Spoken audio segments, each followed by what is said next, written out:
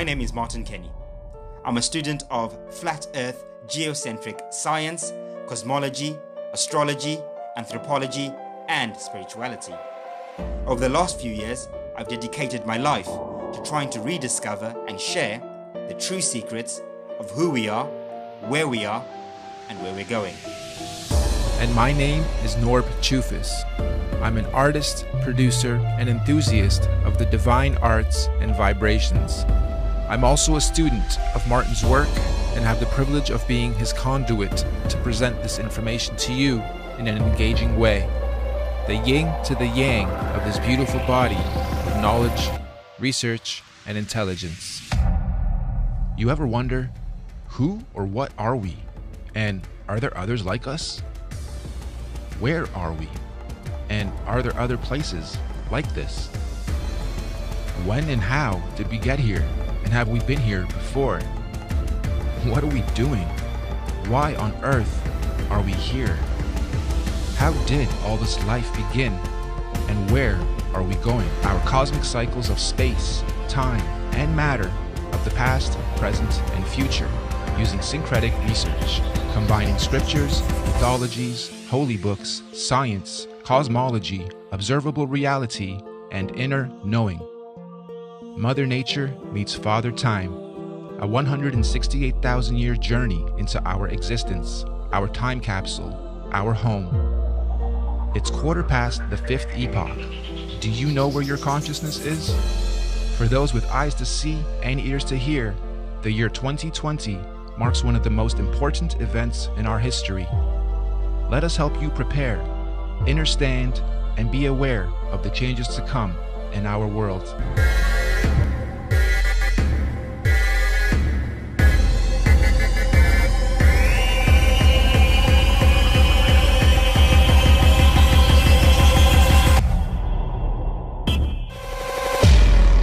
This body of work is a hypothesis and theory based on syncretic research.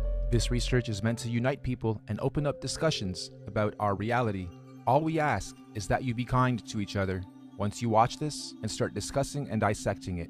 We also ask and strongly encourage you and everybody to re-upload and mirror this on any and every platform, redub it in your language, do reaction videos, make screenshots, remixes, refixes, and get this out there. One last disclaimer, some of the maps on these models and elements are not to spec, and I did them to be as visual as possible, so don't mind some of the maps being off, distorted, or totally wrong. They are meant for representation purposes only. So, grab your snacks and drinks, and get ready to have your mind blown. Let's go. Before we get into the details, it's extremely important that you have a full understanding of the construct of our geocentric electromagnetic universe. If you're not familiar with this geocentric model, we're going to leave links in the description for you to catch up on the basics. In short, we're not on a ball. Our Earth currently consists of 4 concentric rings of physical land, beginning and spiraling out from the 0-point axis at the center of the plane, just like a drop of water that falls into a larger body of water, therefore creating a ripple effect, beginning from its point of impact, concentrically expanding outwards. The very middle center of this vast earthly concentric plane is what's known as the 0-point axis. This is what we refer to as the magnetic North Pole. This central pole is not just a symbolical metaphor, but an actual physical marker said to be a magical, or should I say, magnetic pillar, sometimes referred to as a holy mountain or the tree of life.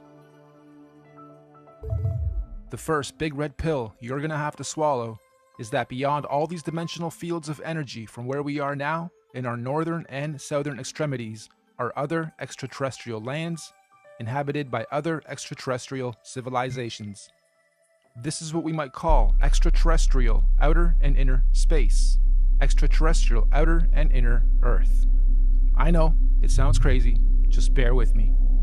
Each of these 4-dimensional rings of Earth have their own eco, lunar, solar systems and seasons, and their own sun and moons, which would be our current 7 wandering stars. Saturn and Jupiter being the solar sun and lunar moon of the outermost ring, domain, or realm of Earth. Mars and Venus being the solar sun and lunar moon of the next concentric domain of Earth inside that, This Mars and Venus domain would be the main realm beyond our southern Antarctic boundary and the Aurora Australis electromagnetic field. Then, of course, we have our own solar sun, Apollo, and lunar moon, Artemis, in this domain. And last but not least, Mercury within the inner central realm beyond our northern Arctic boundary and Aurora Borealis electromagnetic field. This inner star, Mercury, is androgynous, both a solar sun and lunar moon in one. It's sometimes referred to as the inner Earth Sun or Black Sun or planet Nibiru or planet X. Now, the full expanse of our entire earthly plane with all the different realms would be what the ancient Greeks referred to as Mother Gaia, the Kemetic Egyptians called the Benben or Mother Geb, and the Indo-Vedics referred to as the Bhumandala. In this presentation, we're going to explain and show how this spiral expansion of space, time, and matter began and continues to be. Let's go. This calendar is a modern interpretation and mix of the Aztec Mayan calendar, Egyptian dendra stone, the various Chinese and Indian dharma wheels, as well as other ancient cosmological and universal clocks and calendars. Many ancient cultures, civilizations, mystics, and researchers have created and depicted various cosmic clocks and calendars over the ages. Some simple, others complex, but one thing is for sure. They all knew that all time operates in a cyclical pattern. They knew that everything in existence has a beginning, a middle, and an end. Birth, experience, growth, and death.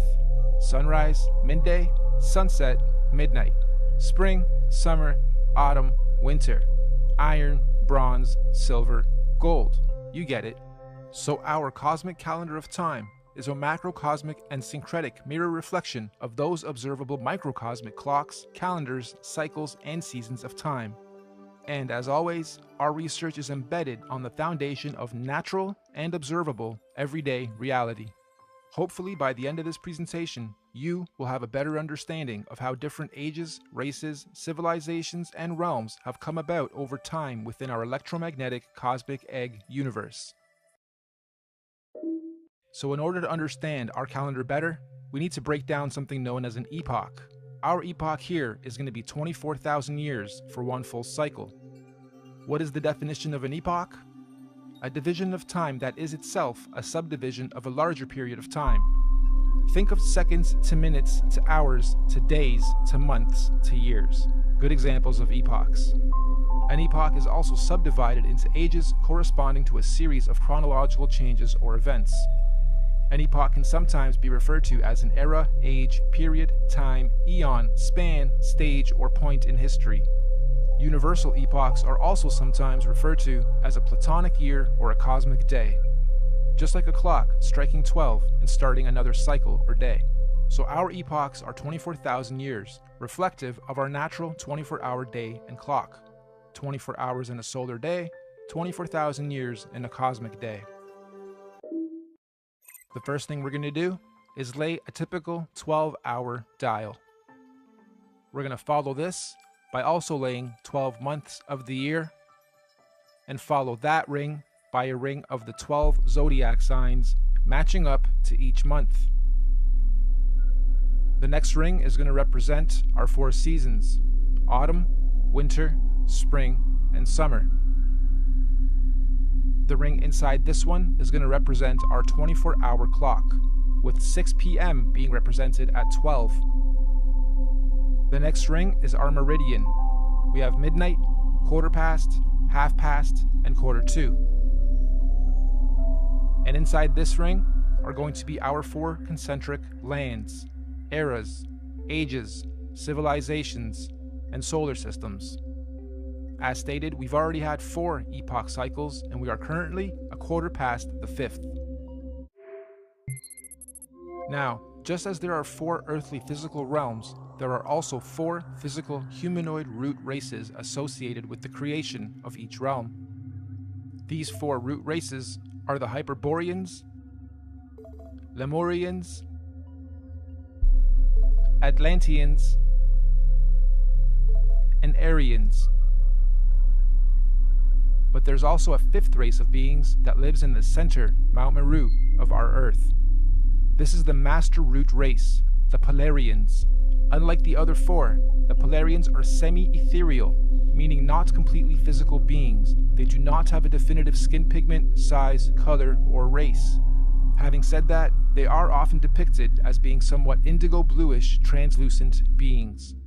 The very middle or central point of Earth is where the Earth and the heavens meet, and this is where the gods live. We propose that the Polarians are able to transverse between the two worlds, the heavens or spiritual realms above and Earth/physical planes below. Anyway, these Polarians began the human race at pole position. They were the very first forms of earthly beings to manifest on this plane. All the other four root races were seeded by the Polarians, hence the term Master Race. We could also call the Polarians the Guardians of the Earth. So this first Polarian epoch, or first 24,000 years, centered around the cosmic tree of life, was regulated by the grand heavenly first and largest solar system, Neptune and Uranus, the highest and first two wandering stars, or sun and moon, of our universe, albeit semi-ethereal in nature. And at the end of their epoch, the Polarians completed their first cycle or circle of cosmic time, 24,000 years of experience. This was the end of their epoch. At this point, the Polarians created their very first physical manifestation, and so the Hyperboreans realm and root race are created. A new physical paradigm emerges, unfolding out of the North Polar Center axis, aka the very first ripple. We could also say the tree of life gave birth to its first physical fruit or seed. This process is what we might call a pole shift, the very first pole shift of our Earth. This new Hyperborean realm comes complete with its own solar system to regulate its physical space, time, and matter. The very first sun and moon are also created, Jupiter and Saturn. However, at this stage, they are androgynous. They are one. They are not separated. They only separate at the end of their epoch. This is the first domain to experience fully physical earthly space, time, and matter, all regulated by the very first earthly solar system. This Hyperborean realm that unfolded out of the center pillar was the very first Garden of Eden, surrounding the Tree of Life, or Mount Meru, at the center. Keep this in mind for the rest of the creation process. Every time a new ripple comes out, it is the new Garden of Eden.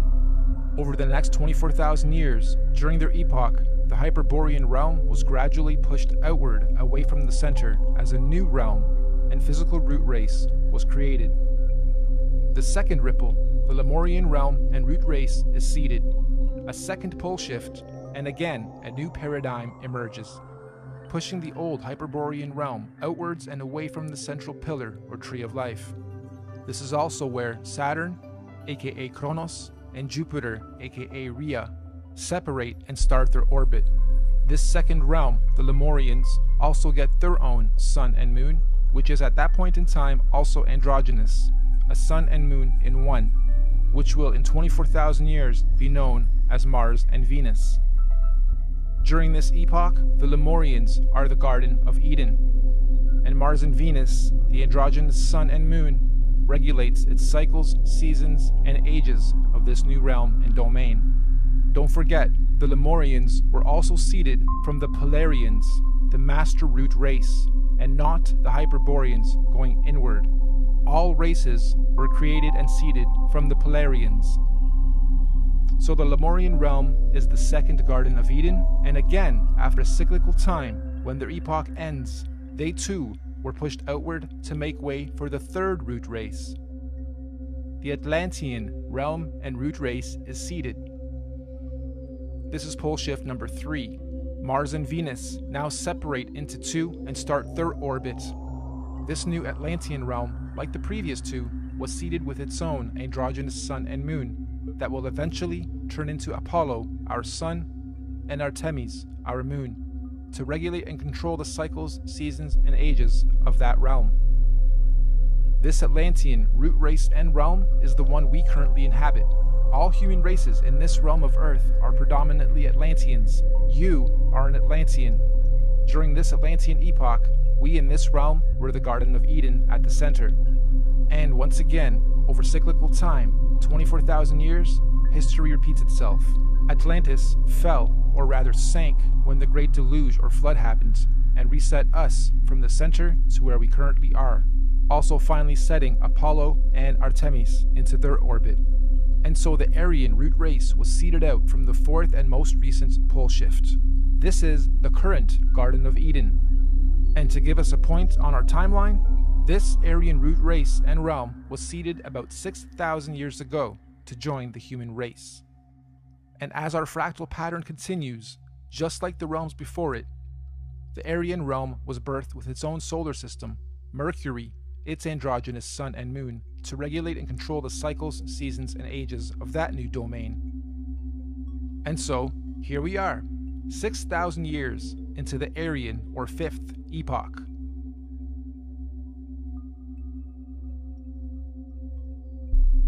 In summary, we have 5 epochs so far.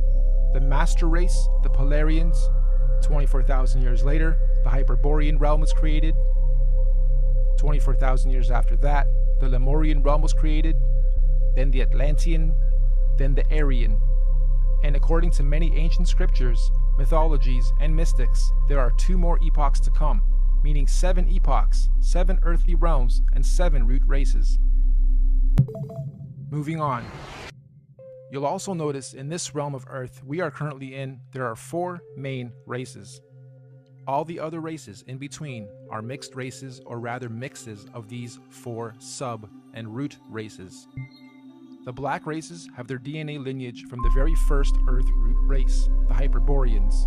All native black cultures of this realm predominantly have their cultural beliefs and practices handed down by the Hyperborean root race, sometimes referred to as the Anunnaki. The Oriental Asian races have their DNA lineage from the second root race, the Lemurians, and likewise, the Oriental cultures stem their beliefs and practices from the Lemurian root race, commonly and mistakenly referred to as the Reptilians. The Indo-Asian races have their DNA and lineage from the third root race, the Atlanteans. The Indo-Asians naturally stem their beliefs and practices from the Atlantean root race of their current realm. The Indo-Asians naturally stem their beliefs and practices from the Atlantean root race of this current realm. This means the Indo-Asians or Vedic Indian races are the original root race lineage of this Atlantean realm. And the white races have their DNA lineage from the most recent fourth root race, the Aryans. And of course, most of the white cultural influences we see today are seeded from the Aryan root race currently at the center, Garden of Eden. The Aryans are what most religious texts and mythologies refer to as the current gods, or sometimes fallen angels. The Aryans are also sometimes confused with the Palladians, aka Polarians, who are semi-ethereal beings that live at the very center, Mount Meru, and not in the current Aryan Eden realm. Now, although we in this realm all appear to be different races within our different sub and mixed race lineage and traits, we are actually one race. This is due to the mixing of genetic codes over time. We are all predominantly Atlantean humans, only with slight genetic variances, most notably skin pigmentation, hair structure, eye color, and cultural and religious programs. In fact, most of the racial and religious divisions and wars fought today have their roots seeded from past wars between the 4 root races. We Atlanteans in this realm inherited our predisposed prejudices of one another from outside influences. Now, we hypothesize that all the other Earth realms would have many different multicultural sub and mixed races in their own domains, just like we have in this realm. Meaning, there are probably thousands of different sub and mixed races and cultures within the different domains across the entire plane of our Earth. But, fundamentally, every root, sub, and mixed race on Earth is of Polarian origin. Every physical conscious being in existence on Earth is of Polarian origin, with all the various solar systems and extraterrestrial civilizations divided and separated from one another by the various toroidal electromagnetic fields, aka the Van Allen belts. These electromagnetic belts do periodically open and close or weaken and strengthen dependent on the various universal and cosmic cycles, seasons, and ages. This periodically happens to allow the sharing or rebalancing of conscious energy, technology, and knowledge between all the different earthly dimensional realms. And we are fast approaching the next opening of these electromagnetic barriers. This opening event will be a revelation that will impact us all in this realm, collectively and individually. We can already see the birthing pains of this great cosmic event with the current so-called conscious awakening and unusual weather patterns. Moving on, we must remember that these physical constructs we call bodies are just that. They are bodies, vehicles, avatars that carry the real, living Polarian conscious energy or spirit being within it. This conscious energy within us that is here experiencing, learning, growing, and sharing is what some might call a spirit or a soul. This is the real you, your soul, your conscious energy. And we all know energy has no color or race or nationality or prejudices, just polarity, positive energy, good vibes or people or souls, and negative energy, bad vibes, people or souls. And as such, the human race is just part of the temporary physical journey, individually and collectively, what many in modern times term as the matrix, or what the ancients called the Maya, the illusion. Next, let's explore exactly how cosmic epochs and ages work, using the current Aryan epoch calendar as our reference. You'll notice the outside rings note our months of the year, as well as our 12 zodiac signs. The 12 solar months are actually a microcosmic reflection of the 12 zodiac constellations. These 12 zodiac constellations are our heavenly cosmic clock rotating above us. As they rotate, each constellation has its own energies that subconsciously influence and help guide us consciously here on the earthly plane, both individually and collectively. These 12 months are further divided into our 4 seasonal sections: autumn, winter, spring, and summer, which in cosmic terms are known as the 4 seasons of conscious evolution. These conscious seasons are what the Greeks called the 4 ages of man and Vedic scriptures called the Yuga Ages. These 4 Yuga Ages are the Golden Age, Satya Yuga, Silver Age, Treta Yuga, Bronze Age, Dwapara Yuga, and Iron Age, Kali Yuga. A full epoch, 24,000 years, is broken up into 8 Yuga Ages. Therefore, each Yuga Age is 3,000 years. You'll also notice there are more golden or yellow ages than any other. This is because the golden ages mirror the sun's presence during the course of our 12 calendar month solar season. So as you can see, lots of sunshine in the summer, a little less in autumn and spring, and little to none in winter. Of course, sunshine in this case is translated into conscious intelligence. And obviously, the Yuga Ages of our universal summer are much higher states of consciousness than the Yuga Ages of the spring, autumn, and certainly winter ages. We also hypothesize that when golden ages overlap within different realms, there are no torus fields or separation between those particular realms. This means that when the time comes and the golden ages overlap, all lands that overlap can be crossed in and out of. In other words, those particular domains are open and free to interact without restriction. This is because they are oscillating at the same golden ratio of frequency or resonance. So, let's now map the universal, cosmic, and solar timelines of all the individual realms or domains. Mainstream science tells us that the Iron Age began about 6,000 years ago, which mirrors the reset point here, 12 o'clock. They also tell us that the Middle Ages were about 3,000 years ago from today, which again mirrors the timeline here. And this timeline is also the common narrative among most holy books. So, our calendar has our realm or domain beginning this epoch 6,000 years ago with the age of Taurus, the bull. Interestingly, the Old Testament of the Bible begins in an age where they worship the bull. This is symbolical of the first 2,000 years of Taurus astrological energy. After some time, bull worship ended with the story of God telling Abraham to stop bull worship and instead sacrifice a ram. This is symbolical of the change from the Taurus bull age into the Aries ram age. And again, 2,000 years later, Jesus, the fisher of men, comes into play. The Jesus fish symbolism is telling us of the shift from the Aries into the 2-fish Pisces age. And once again, as we reach the end of the Jesus fish Piscean age, we now see the effects of the new water Aquarian age. Aquarius, of course, is symbolized by the mixing of waters. It is the age of mixing, discovery, disclosure, and technology. If we were to set this calendar to today's date, we would be sitting at just before 1/4 past reset.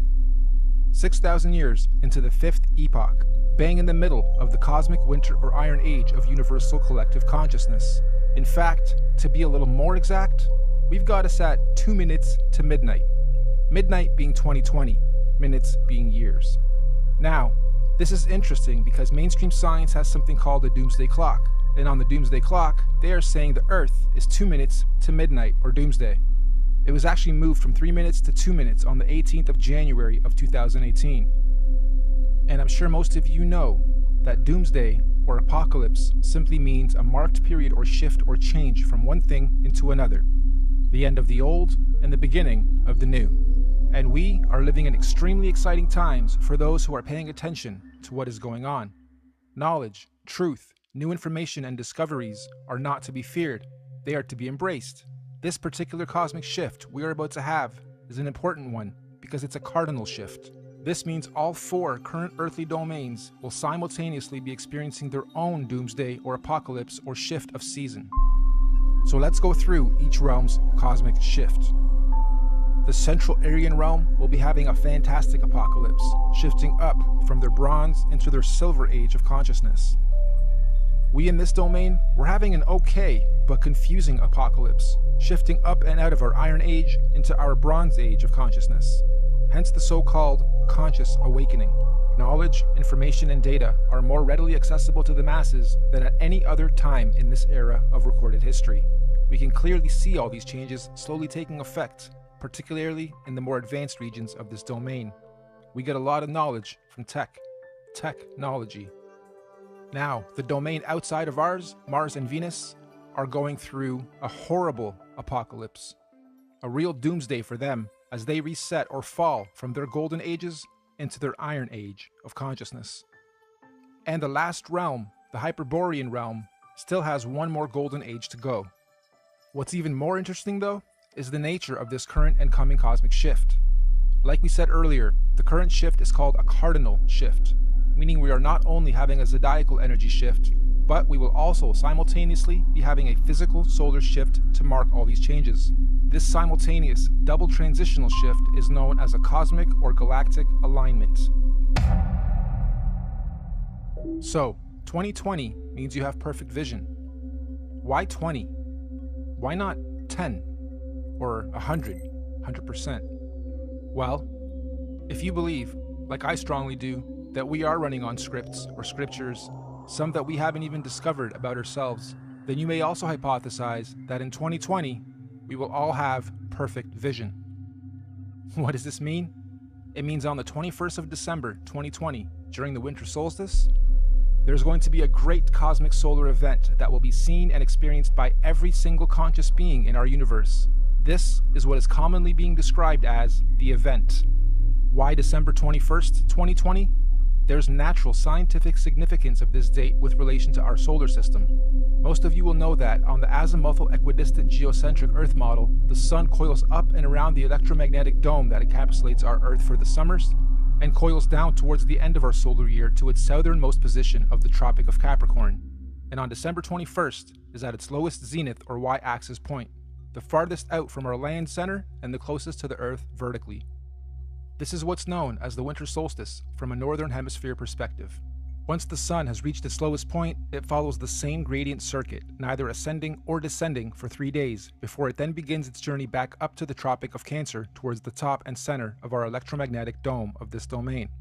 Meaning, every year, for only these 3 days of our year, from the 21st to the 24th of December, the sun is neither rising or falling along the electromagnetic torus field dome over and around us. The sun only resumes its ascension back up to the top 3 days after the 21st, on the 25th of December. Sound familiar? Dead for 3 days, only to rise again? Anyway, if there's to be any kind of cosmic solar event, it would most likely happen during this period when the sun figuratively dies and is waiting to rise again. Using the same principle, we hypothesize that all the other suns in all the other domains follow a similar solar system. As above, so below. As within, so without. However, obviously their seasons and solstices occur at different times in relation to their own individual ecosystems. You've heard us refer to this body of work as the master oscillation. That's basically what we're saying. All the luminaries have their own paths. oscillations, secondary, third, and fourth oscillations, and eventually they all line up again, and eventually, they complete an even bigger cycle, fully lining up. And this only happens once every 6,000 years. So on December 21st, 2020, Mercury at the center, our Sun in this domain, Mars in the next domain, and Saturn in the last domain, and all the moons on the other side, will all stop and align in the same direction on the same path and gradient at the same time for the first time in 6,000 years. This is what we hypothesize is the long-awaited return of the Sun/Sun, or Christ, the galactic alignment, return of Nibiru, or Planet X, or consciousness, the Great Solar Event. This cosmic solar alignment will take 3 days to fully align, starting on the 21st of December and ending on the 25th of December. The electromagnetic torus fields in all 4 realms will either disappear or open up or weaken due to this galactic solar alignment.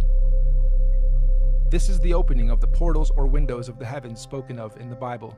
This opening should occur for 7 days, from the 25th to the 31st of December 2020. That also means everyone on Earth will all be able to see all the different wandering solar systems of all the domains clearly in our skies. Everyone will have 20/20 vision. And if you think about it logically, if all the luminaries are at their lowest points, that would make everything above us easy to see, bright, and crystal clear. On a side note, isn't it interesting that we've all been conditioned to be the most busy during the specific time of year every year, and blinded to the Earth's true oscillations, signs, and beauty? Yeah, we celebrate. However, the ways we do it and the reasons we do it are perverted. Even with how many trees we cut down every year to carry out a ritual, which could actually be a geocentric ritual to begin with. The tree of life, the Christmas tree. This period of time is what the ancient cultures were describing when they said there was a time when the sky fell. Many ancient cultures also describe a time where there were many suns and many moons in our sky, and we believe history is about to repeat itself again. This phenomenon will affect and change our atmospheric conditions as well. These events periodically happen over cyclical time in various scales. The last big one occurred in 1859 and was called the Carrington Event. Feel free to look it up. The one coming in 2020 is going to be much, much bigger. This solar alignment is meant to realign cosmic energy and consciousness within the various earthly domains and realms of our Earth. This energy blast will begin at the center of the Earth, or the North Pole. It will spiral outwards towards the edge and bounce back towards the center over a very short period of time. The event itself will be triggered by an electromagnetic sonic boom that will look like what we know as a nuclear atomic bomb.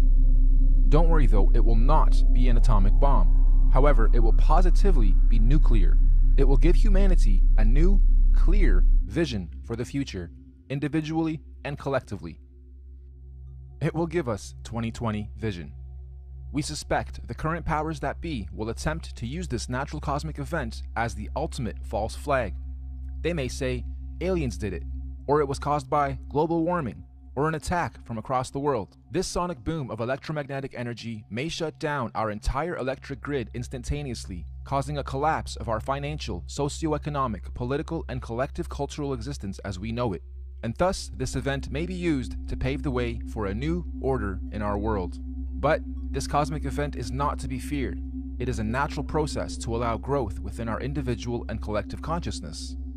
The greenish astral rays that this event will create will cover the entire plane of our Earth for a short period of time. Again, it is not to be feared.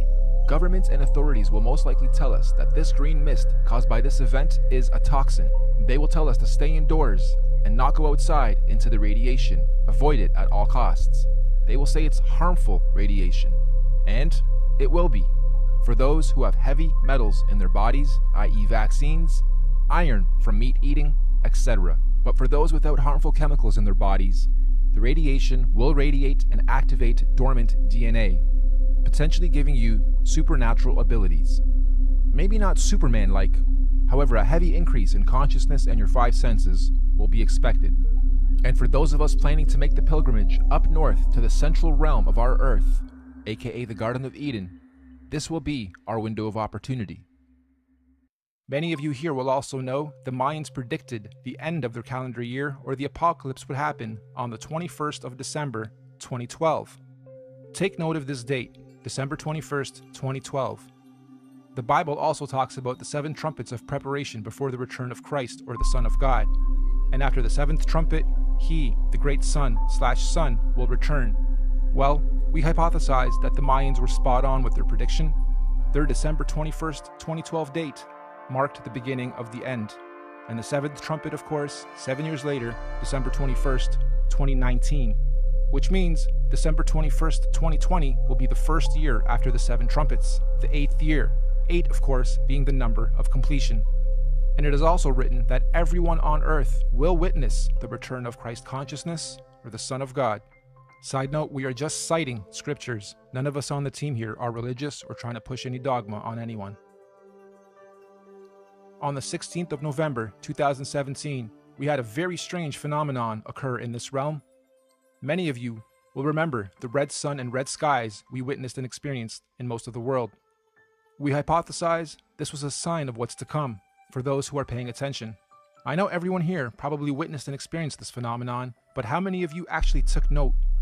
Of course, mainstream narrative at the time was that it was nothing important, just dust from the desert blocking the sun, and so that little solar event came and went with hardly anyone taking note. Well, for those with eyes to see and ears to hear, please take note. Moving on, we hypothesize that the opening of these electromagnetic torus fields on the 25th of December 2020 will create an atmospheric plasma discharge due to all the different solar systems of our cosmos being in direct contact with one another. This will create a rainbow effect atmosphere all over Earth in all the realms, an atmospheric twilight, if you will. More importantly though, this opening event will also allow for physical travel between all 4 realms or domains for those with the technology or means to do so. We might call this real interdimensional or outer or inner space travel. Here's another big red pill. NASA has openly admitted on numerous occasions that we humans cannot go past low Earth orbit or beyond the Van Allen electromagnetic belts or domes. However, during this period, we believe we will finally be able to do so. And what does that mean for us? Well, all these different realms are going through their own individual cosmic shifts, seasons, and ages. Because the spiral ripple began at the center, it technically means that, at the center, the inner dome or realm is 3,000 years ahead of us. They have already had 3,000 years of Bronze Age, where we in this realm haven't yet. Our reset happened 3,000 years after theirs, which means, during this 7-day cosmic event, anyone able or allowed to enter this inner realm will technically be time traveling 3,000 years into the future, or ahead of time. In layman's terms, I'm saying that this inner domain is 3,000 years ahead of us technologically, physically, mentally, spiritually, and consciously. And yes, this is where we propose the concept of time travel into the future comes from. And on the flip side, as the ripples shifting outwards towards the Mars domain, they would now be 3,000 years behind us. So, going from our plane to theirs, we would be time traveling backwards 3,000 years. So, why on earth do the leaders of the free world think it's necessary to militarize space all of a sudden? And why on earth are space agencies and governments all talking about being the first to colonize Mars? Let's look at the definition of colonization. The act or process of settling among and establishing control over the indigenous people of an area. Or, the action of appropriating a place or domain for one's own use. Makes you wonder if the very same so-called elite royal bloodlines and families who colonized this realm during our reset fall from gold to iron 3,000 years ago are about to do the same thing to this outer domain currently falling from their golden to iron age. As they say, there's nothing new under the sun, and history always repeats itself. With that in mind, let's rewind to something that happened very recently. December 22nd, 2017, the SpaceX Falcon launch. Note the date too, December 22nd, 2017. Wonder how many of you recall the unusual effects witnessed within this particular launch. It looked like the Falcon X was trying to pierce through something. Or perhaps, testing the outer electromagnetic belt or torus field. Kinda makes you wonder, were they trying to beat the clock? Perhaps they succeeded and the secret colonization of Mars is already underway as we speak, hence the militarization of space. However, if they didn't succeed, I'm willing to bet we're going to see another very similar attempt around the same time this year and next. Okay, let's stop for a second. I had to add this after the final edit. This script was written months and months ago. I got this script months and months ago, and as I was developing it, I wondered what would happen mid to late November as I was rendering that part. And the universe didn't let me down. Late November, we have Mars Insight. Crazy. Interdimensional earthly time travel is not just a matter of anyone packing their bags and simply going there. There are obviously many extenuating circumstances, like universal and natural laws, that determine how, when, and who can travel where. For instance, the advanced Bronze and Silver Age beings at the center would not want or allow any primitive Iron Age being from the outside into their domain, as it would unbalance their natural harmonic existence. So anyone here, from this realm, wishing to travel ahead of time into this inner realm would generally need to be, quote-unquote, ahead of their time here, where we currently are, vibrating at a high frequency spiritually, mentally, physically, mind, body, and soul. Many scriptures call this the days of reckoning, or judgment day, or the return of a messiah or messenger of some kind. In this case, we believe this is the so-called event, the return of Messiah. Anyway, let's move on. Those who are ahead of their time in this realm will somehow be given the opportunity to go up ahead of time into this inner or upper realm when the time comes.